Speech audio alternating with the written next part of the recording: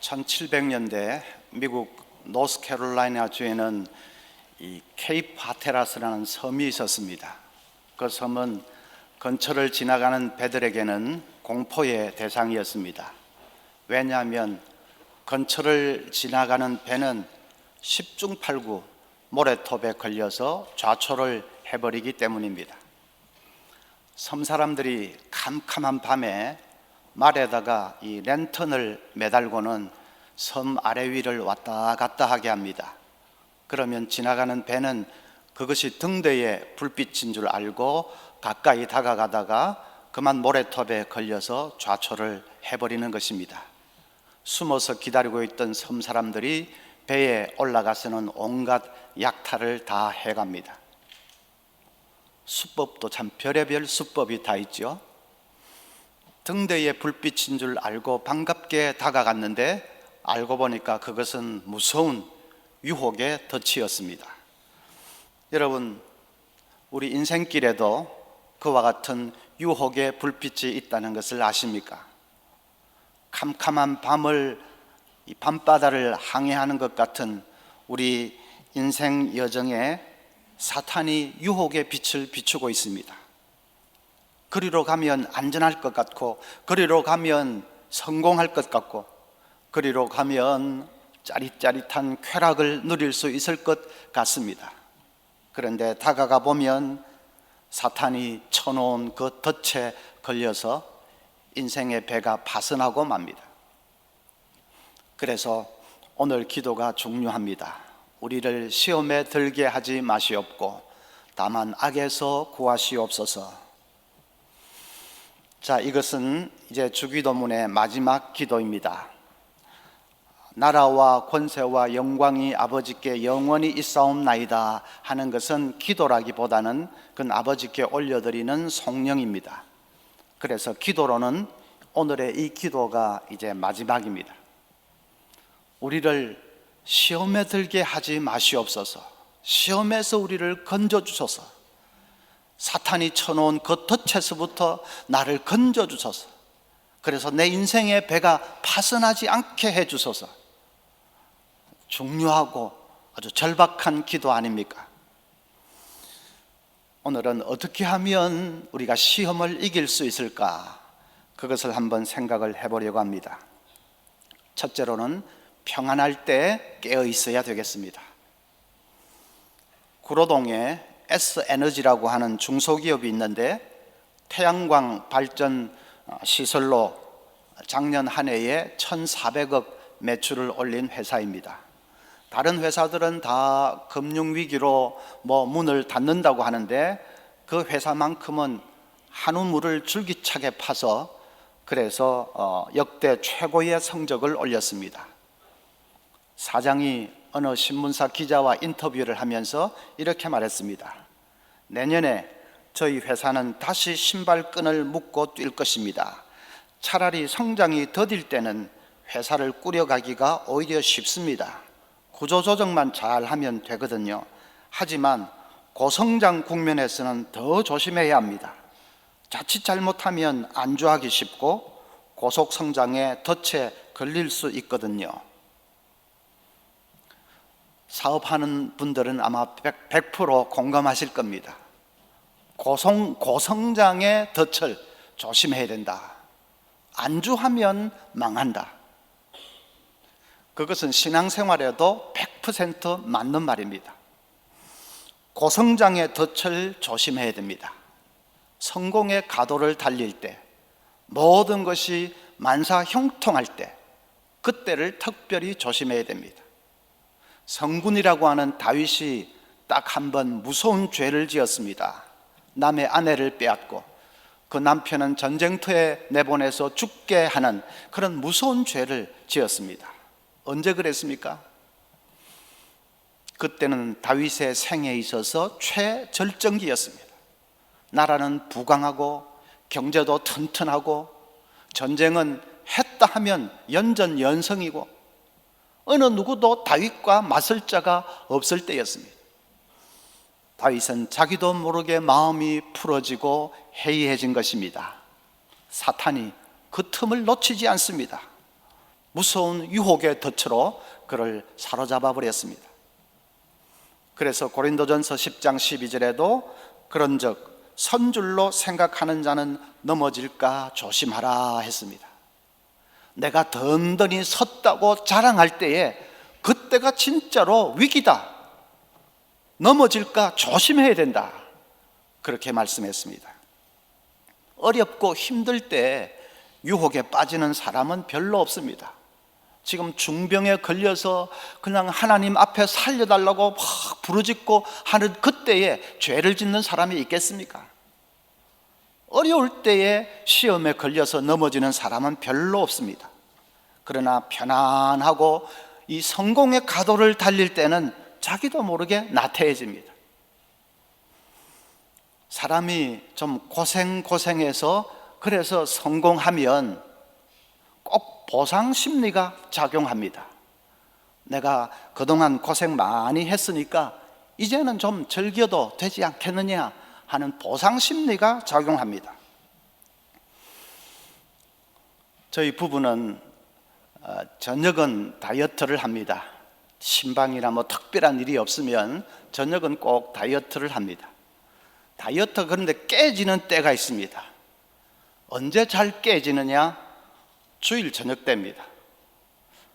내가 오늘 3번이나 설교하고 수고했으니까 오늘은 좀 먹어도 되지 않을까? 수고했잖아.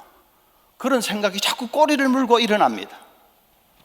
아내는 저의 심리를 귀신같이 알아차리고는 우리 오늘 저녁 삼겹살 먹을까? 그 한마디에 저는 여지없이 무너집니다. 수고했잖아. 그 생각을 안 해야 되는데 자꾸 수고했잖아. 수고 안 하는 사람 누가 있습니까? 그런데 수고했잖아, 오늘만큼은 하는 보상 심리, 그것 때문에 무너집니다. 다이어트 하루 깨지는 거야 그게 뭐 큰 문제겠습니까마는 우리 인생에 있어서 심각한 유혹 앞에서 그 보상 심리가 작용을 해서 이제는 좀 즐겨도 되지 않겠느냐, 그건 아주 무서운 유혹이죠. 미국의 한 보험회사 감독관인 하인리히라는 사람이 산업 현장에서 일어나는 이 각종 사고 재난을 분석한 결과 중요한 법칙 하나를 발견해냈습니다. 산업 현장에서 큰 사고가 터져서 사망자가 생기거나 중상자가 생기거나 할 때 그것은 결코 우연이 아니라는 것입니다. 그 전에 비슷한 사고로 벌써 29번이나 이 작은 사고가 있었습니다. 비슷한 원인으로 29번이나 작은 사고가 있었습니다. 사고가 터질 징후는 벌써 300번이나 있었습니다.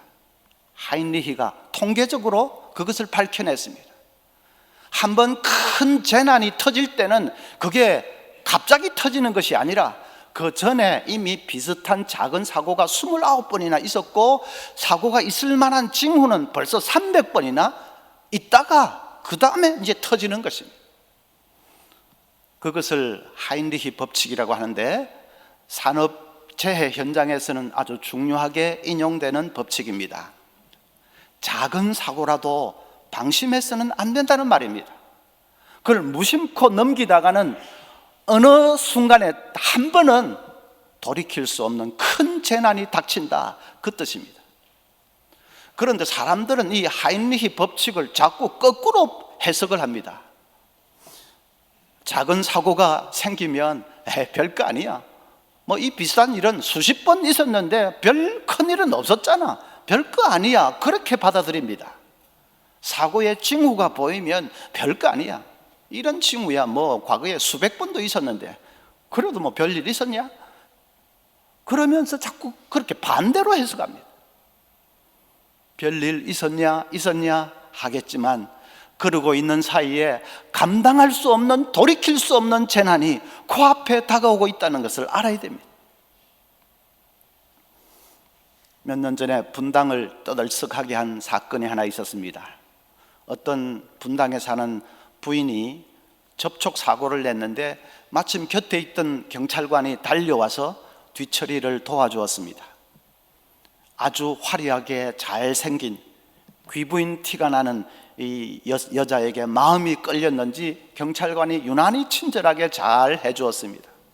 그 부인도 고맙다고 하면서 식사라도 한번 대접하고 싶다고 했습니다.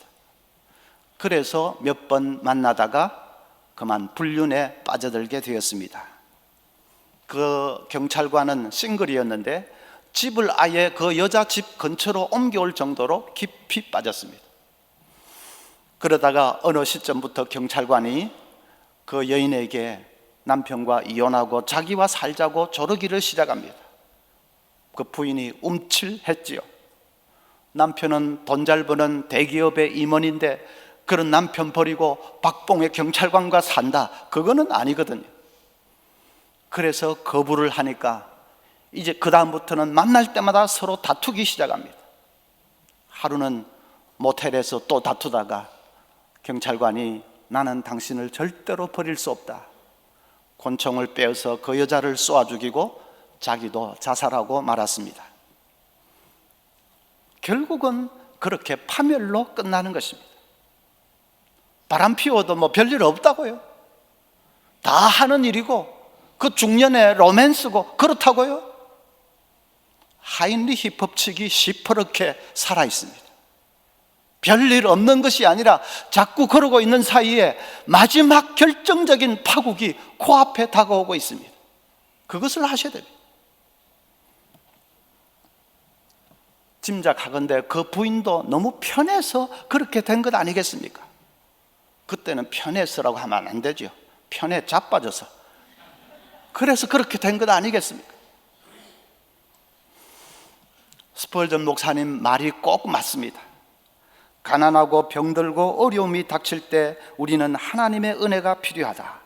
그러나 부하고 건강하고 평안할 때는 우리는 은혜 위에 은혜가 필요하다. 힘들고 어려울 때 그게 위기가 아닙니다. 평안하고 형통하고 성공하고 그때가 정말로 위기입니다. 그때는 정말 보통 은혜가 아니고 하나님의 은혜 위에 은혜가 필요합니다. 우리가 약하기 때문에. 여러분, 평안할 때 시험에 빠지지 않기 위해서는, 넘어지지 않기 위해서는 일을 하십시오. 교회 봉사도 좀 열심히 해보시고, 선교도 좀 열심히 하시고, 뭐 복지사역에도 좀 헌신을 하시고 일을 하십시오. 자전거 페달을 열심히 젓고 있으면 넘어지지 않지 않습니까? 그래서 하나님 나라를 위해서 열심히 봉사하고 섬기고 일하면, 그러면 잘 넘어지지 않습니다. 우리 교회가 계속 일거리를 만들어내는 것이 바로 그런 이유도 있습니다. 이제 방황했다 싶으니까 또 금방 비전 트립 다가오고 있죠. 비전 트립 일 많습니다. 뭡니까? 교육 이런 훈련 좀 쉰다, 다락방 쉰다 해도 그 쉬는 것이 아닙니다. 여러분, 광주 센터에 가서 봉사하시고 또 지역 아동센터, 서문 사랑학교 열심히 한번 봉사해 보십시오. 호스피스 봉사해 보십시오. 주일마다 또 이 양육이다, 뭐 교회 구석구석에서 봉사하는 일이다, 또 VIP 사랑주일, 무슨 바자회 계속 되는 것이 여러분에게 일할 수 있는 장을 만들어 드리기 위한 것입니다. 그래서 열심히 일해 보십시오. 어떤 분들은 교회 다닌 지 오래되는데도 계속 교회 주변부에서 빙빙 돌고 그저 예배 한번 드리는 것으로 끝나고 그러는데, 그러지 마시고 교회 본류로 들어오셔서 어디든지 속해서 열심히 일하셔야 됩니다. 여러분 자신이 살기 위해서라도 그렇게 해야 됩니다. 등록한 지 얼마 안 되는 분들은 빨리 교육, 양육 잘 받으시고 그리고 일하십시오. 살기 위해서도 그렇게 해야 됩니다. 그렇지 않고 삶에 여유가 있다고 좀 마음을 풀어보십시오. 자꾸 엉뚱한 생각이 들고 엉뚱한데 기웃기웃하기 시작하고 탈선하기가 쉽습니다. 보상심리가 작용을 해서 나는 조금 이렇게 해도 될 것 같은 자꾸 착각에 빠집니다. 저는 그런 분들 볼 때마다 무슨 백척간도 낭떠러지 위에 지금 선 것 같은 위태위태한 것을 느낍니다. 세상이 어떤 세상입니까? 얼마나 악하고 얼마나 무서운 세상인데, 사탄이 우리를 정말 호시탐탐 노리고 있는데, 그래서 열심히 일하는 가운데 좀 엉뚱한 생각이 안 들도록 그런 방법도 필요합니다. 두 번째로는 자신의 약점에 대해서 늘 깨어 있어야 되겠습니다. 사탄이 우리 약한 부분을 찔러서 들어오기 때문입니다. 어떤 분은 성경 읽다가 욥이 왜 이런 혹독한 시련을 당했을까? 아무 잘못도 없는데 의문이 드는 분이 계실 겁니다. 성경 자세히 읽어보면 잘못이 없었던 것이 아닙니다. 욥기 1장 5절 중간부터 보면, 이는 욥이 말하기를 혹시 내 아들들이 죄를 범하여 마음으로 하나님을 욕되게 하였을까 함이라. 욥에게 자기 자녀들에 대한 염려가 많았습니다. 혹시 내 자녀들이 하나님을 욕되게 하고 잘못된 길로 가지 아니할까 하는 그런 염려와 걱정이 많았습니다. 걱정할 필요가 없습니다. 신앙교육 잘 시킨 자녀들인데 하나님께 다 맡겨버리고 하나님이 인도해 주시지 않겠습니까? 다 맡겨버려야 되는데 자꾸만 잘못되는 이런 거 상상하면서 걱정하고 두려워했습니다. 한번 걱정하기 시작하면 그것이 자녀들 문제에 국한되겠습니까? 욥은 아마 자기 재물에 대해서도 좀 염려하는 마음이 많았을 것이고 자기 건강에 대해서도 늘 염려했을 것입니다. 사탄이 그것을 놓치지 않았습니다. 저 친구는 저런 부분을 치고 들어가면 되겠구나. 그래서 사탄이 감히 하나님 앞에 나아가서 내가 욥을 쓰러뜨릴 수 있다고 장담을 하는 것 아닙니까? 결국 욥은 자녀들 죽고 재산 다 날아가고 자기는 악창이 나서 잿바닥에 앉아서 귀앗장으로 벅벅 긁는 그런 처참한 신세가 되었습니다. 그러면서 욥이 탄식하는 것이 욥기 3장 25절에 보면, 내가 두려워하는 그것이 내게 임하고 내가 무서워하는 그것이 내 몸에 미쳤구나. 자기도 늘 두려워하고 무서워하고 하던 그것이 문제였다는 것을 인정하는 것이죠. 그것을 통해서 내가 이 시험에 빠졌다 하는 것을 스스로 깨닫고 인정을 하는 것입니다. 여러분, 자신의 약점을 조심해야 됩니다. 그것이 트로이의 목마처럼 사탄이 우리를 치고 들어오는 길이 되기 때문에. 약점이 무엇인지는 아시지요? 남녀 이성 문제에 약합니까? 자주 생각이 깨끗하지 못하고 음란한 생각이 듭니까? 탐심에 약합니까? 욕심 때문에 자주 흔들리고 엉뚱한 생각을 합니까? 말에 실수가 많고 말로 늘 다른 사람들에게 상처를 줍니까?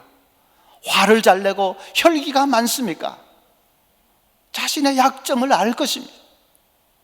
늘 그 약점에 조심하고 깨어 있어야 됩니다. 약점이 발동하려고 하면 그것을 쳐서 때려 눕혀야 합니다. 때로는 요셉처럼 뿌리치고 도망을 쳐야 합니다. 로버트 스티븐슨의 고전 지킬 박사와 하이드 씨라는 책이 있습니다. 지킬 박사는 어느 날 한 괴기한 약을 만들어냅니다. 그 약을 먹으면 자기가 극악무도한 악당 하이드로 변하는 것입니다. 하이드가 되어서 평소에는 하지 못했던 악한 일을 하면서 이 지킬 박사는 희열을 느낍니다. 평소에는 간이 작아서 못하던 일을 이제 하이드로 변해서 하면서 희열을 느낍니다. 어떤 때는 밤길에 귀가하는 그 어린 학생을 성폭행하는 그런 짐승 같은 짓도 마다하지 않습니다. 그러면서도 지킬 박사가 늘 생각하는 것은 나는 이 마음만 먹으면 하이드가 되는 이것을 멈출 수 있어. 나는 얼마든지 멈출 수 있어. 컨트롤할 수 있어. 그렇게 생각합니다. 그러나 그게 아니었습니다. 시간이 지나면서 하이드로 변하는 것은 점점 쉬워지고 본래로 돌아가는 것은 점점 어려워집니다. 결국 살인까지 저지르고 나서야 그는 깨닫습니다. 하이드로 살고 싶은 욕구를 자기 힘으로는 이길 수 없다는 것을 깨닫습니다. 그 악한 일을 하면서 희열을 느끼는 그것을 자기 힘으로는 그만둘 수가 이제는 없다는 것을 깨닫게 됩니다. 하이드가 되는 길을 차단하는 것은 한 가지밖에 없습니다. 죽음밖에는 없습니다. 그래서 스스로 자살해서 죽는 것으로 소설은 이제 끝을 맺습니다. 소설이 말하고자 하는 것이 무엇입니까? 인간은 악에게 자신을 내어주기 시작하면 결국은 자신을 컨트롤할 수 없게 된다는 말입니다. 악이 암덩이처럼 신속하게 퍼져서 우리를 장악하고 쓰러뜨려 버리지 우리가 그것을 컨트롤할 수 없다는 말입니다. 여러분, 나는 한두 번 이렇게 하다가 그만두면 돼. 얼마든지 그만둘 수 있어. 그건 사탄의 기만술입니다. 중독되는 사람들이 어디 처음부터 중독되겠다고 작심하고 됩니까? 한두 번 해보다가 뭐 나쁜 일인데 그만두면 되지 뭐. 그게 마음대로 그만두어지지가 않습니다. 그래서 약점을 방치해 두면 안 됩니다. 나에게 약한 부분이 있기는 하지만 그래서 혹시 뭐 어떤 짓을 하더라도 좀 한두 번 하다가 내 자신을 좀 컨트롤 할 수 있어. 얼마든지 할 수 있어. 아닙니다. 그때는 이미 너무 늦었습니다. 그래서 절대로 자기의 약점, 자주 넘어지는 그런 부분에 대해서 방심하고 있으면 안 됩니다. 바울 사도가 뭐라고 했습니까? 고린도전서 9장 27절 보면 내가 내 몸을 쳐 복종하게 함은 내가 남에게 전파한 후에 자신이 도리어 버림을 당할까 두려워함이로다. 여기 내 몸을 쳐서 복종시킨다, 쳐서 복종시킨다, 이 단어는 격투기 선수가 상대의 급소를 노리고 이 명중타를 날리는 바로 그 단어입니다. 바울 사도는 격투기 선수가 급소를 겨냥해서 치듯이 바로 자기 자신의 약점을 겨냥해서 쳤다는 것입니다. 바울은 약점을 방치해 두지 않았습니다. 그것이 발동하지 못하도록 늘 깨어 있었습니다. 그것이 발동할 때는 순간순간 그것을 쳐서 때려 눕혔다고 합니다.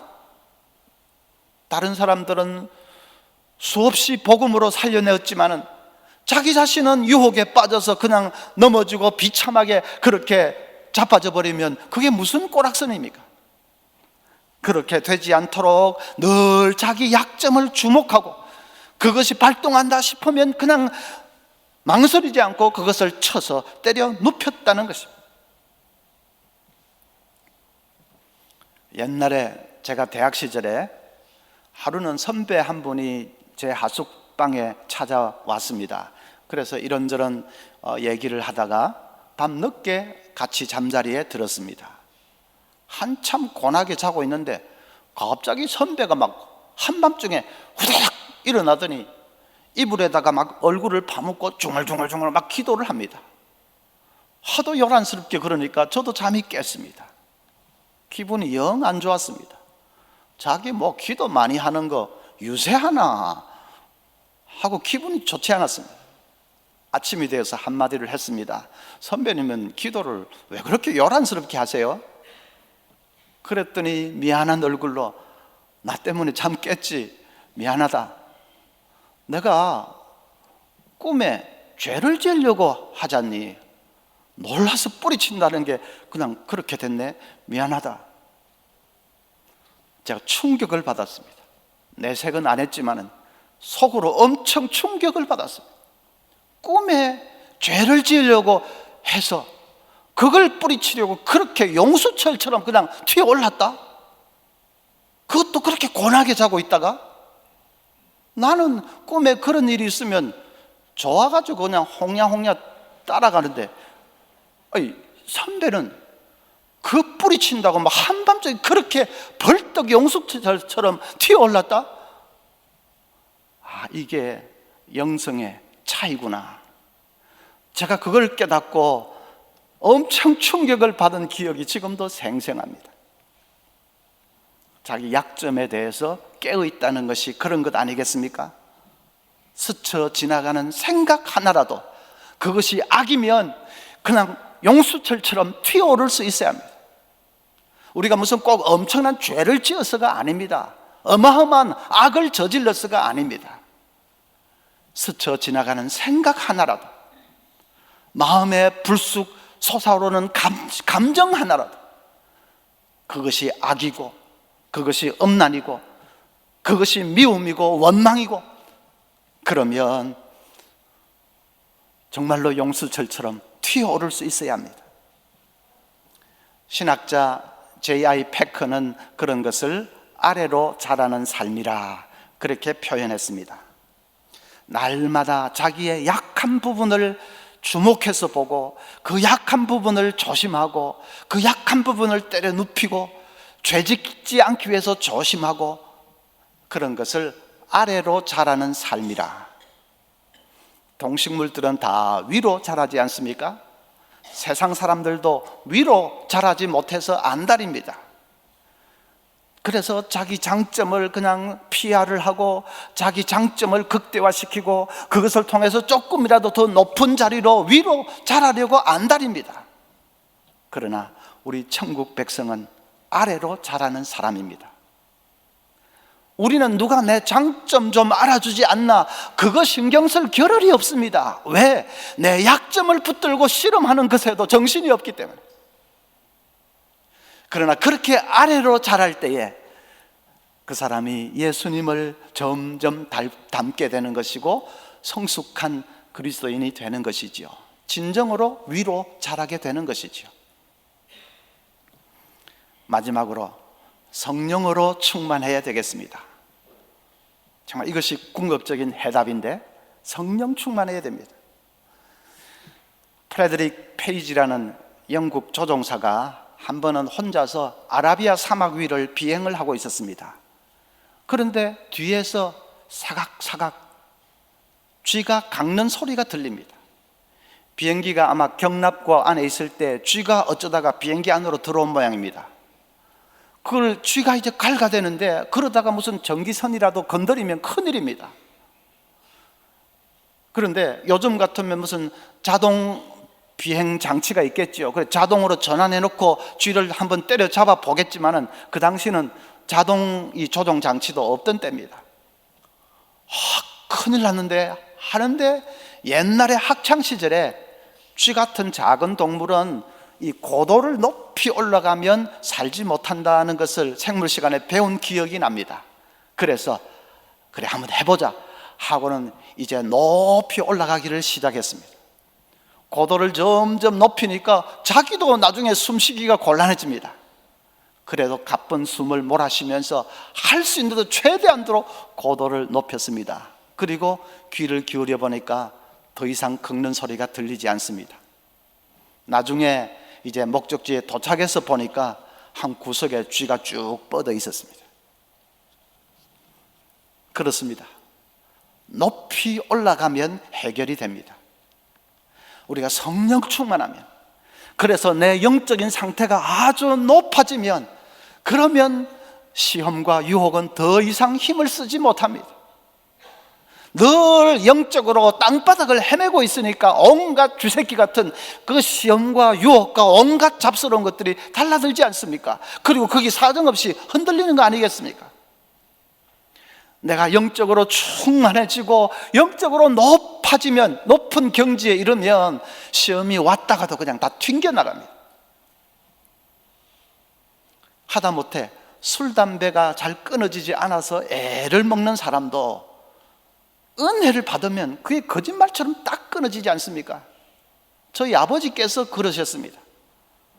부친께서 옛날에 사업하실 때 친구들과 어울려 다니면서 술도 많이 드셨고 담배는 아예 줄담배를 피우셨습니다. 이제 실패하고 이제 교회 신앙생활 하기 시작하는데 그게 정리가 안 돼서 고민을 좀 하셨겠죠. 그런데 어느 순간 은혜를 받고 나니까 진짜로 한순간에 거짓말처럼 딱 끊어졌습니다. 사람 의지로 한 것이 아니라 성령의 능력 안에서 그냥 해결이 되었습니다. 담배는 나중에 냄새도 맡기 싫어졌습니다. 여러분, 약점에 대해서 주목해야 된다, 약점을 늘 때려 눕혀야 된다, 스쳐 지나가는 생각 하나라도 조심해야 된다, 그런 말씀 들으면서 아이고 그래가지고 어떻게 살 수 있냐, 뭐 그런 생각 드시죠? 하루에 10만 가지 생각이 스쳐 지나간다고 하는데 그 많은 생각들 일일이 조심하고 깨어있고 뭐 그래가지고 그렇게 긴장해서 사람이 어떻게 살 수 있냐, 무슨 성자라면 모를까, 내가 어떻게 그럴 수 있냐. 우리 의지로 그건 잘 되지는 않는 것은 맞습니다. 성령 충만하면 됩니다. 성령 충만하면, 은혜 충만하면, 그래서 마음이 뜨거우면, 그러면 술, 담배 저절로 딱 끊어지듯이 그 모든 것들 저절로 되게 됩니다. 어떻게 성령 충만할 수 있습니까? 요한복음 7장 37절부터 보면 명절 끝날 곧 큰 날에 예수께서 서서 외쳐 이르시되 누구든지 목마르거든 내게로 와서 마시라. 나를 믿는 자는 성경의 이름과 같이 그 배에서 생수의 강이 흘러나리라 하시니 이는 그를 믿는 자들이 받을 성령을 가리켜 말씀하신 것이라. 어떻게 하면 성령 충만하다고요? 목마르거든 내게로 와서 마시라. 목이 말라야 됩니다. 갈급하게 이렇게 사모해야 됩니다. 우리가 성령 충만을 받지 못한다면 이유는 한 가지밖에 없습니다. 사모하지 않기 때문입니다. 사모하면 됩니다. 사모한다는 것이 뭐 어느 정도로 사모하는 것을 말합니까? 여러분이 세상 것에 대해서 사모하는 그 정도로만 사모하면 됩니다. 돈에 대해서 얼마나 사모하십니까? 예? 건강에 대해서 뭐 얼마나 사모하십니까? 끝이 없이, 만족이 없이 사모하지 않습니까? 그 정도로 성령 충만에 대해서도 사모하면 됩니다. 하나님 아버지, 내 힘으로는 시험과 유혹을 이길 수 없습니다. 성령 충만하게 해 주옵소서. 간절히 그렇게 갈급하게 사모하면 됩니다. 오늘 우리를 시험에 들게 하지 마시옵고 다만 악에서 우리를 구하시옵소서. 주기도문의 제일 마지막을 왜 예수님께서 이 기도를 하라고 가르치십니까? 우리가 아무리 삶을 잘 단장하고 성공하고 아무리 삶을 잘 가꾸어도 시험에 걸려서 자빠져 버리면 그건 다 그냥 끝장 아닙니까? 내가 뭐 믿음 생활 잘하고 뭐 어쩌고 열심히 하고 아무리 해봤자 유혹의 덫에 걸려서 쓰러져 버리면, 망해버리면 그 앞에 행한 것 모든 거 다 도루묵 아닙니까? 그래서 제일 마지막에 특별히 깨어 있어야 된다. 시험에 들지 않도록, 또 시험이 닥칠 때에 이길 수 있도록 기도하고 경성하고 깨어 있으라 주님 말씀하십니다. 여러분, 이 인생을 살면서 이 온갖 시험 앞에서 승리하는, 그래서 날마다 주님 앞으로 가까이 나아가 사는 우리 모두가 될 수 있기를 바랍니다. 찬송하겠습니다.